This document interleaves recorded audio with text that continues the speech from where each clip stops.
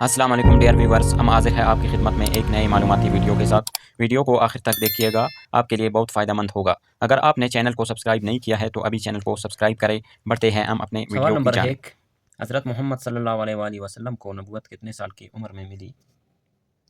تو جواب ہے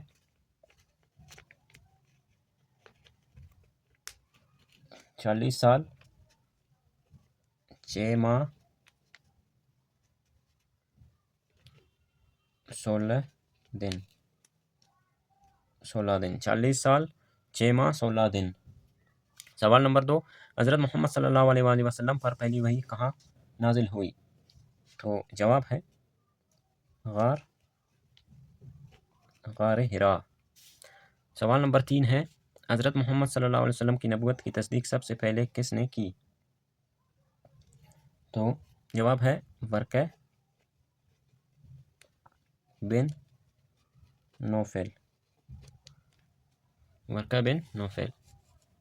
سوال نمبر 4 ہے، ورقہ بن نوفل کون تھے؟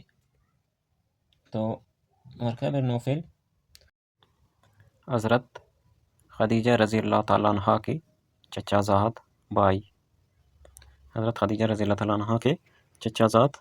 بھائی تھا۔ سوال نمبر 5، غار حرا خانہ کعبہ سے کتنے میل دور ہے؟ جواب ہے 3 میل۔ سوال نمبر 6، حضرت محمد صلی اللہ علیہ وآلہ وسلم نے تبلیغ کا آغاز کہاں سے کیا؟ جواب ہے اپنے گھر سے۔ سوال نمبر 7، حضرت محمد صلی اللہ علیہ وآلہ وسلم نے پہلے دعوت قریش کو کس پہاڑی پر کھڑے ہو کر دی؟ تو جواب ہے کوہ صفا کے پہاڑ پر۔ اچھا، سوال نمبر 8 ہے، حضرت محمد صلی اللہ علیہ وسلم پر سب سے پہلے کون سی نمازیں فرض ہوئی تھی؟ تو جواب ہے فجر اور عصر۔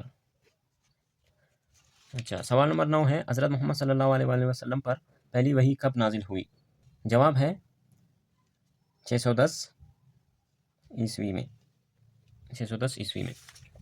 سوال نمبر 10 ہے، قریش نے کب مسلمانوں کا معاشی اور معاشرتی بائیکاٹ کیا؟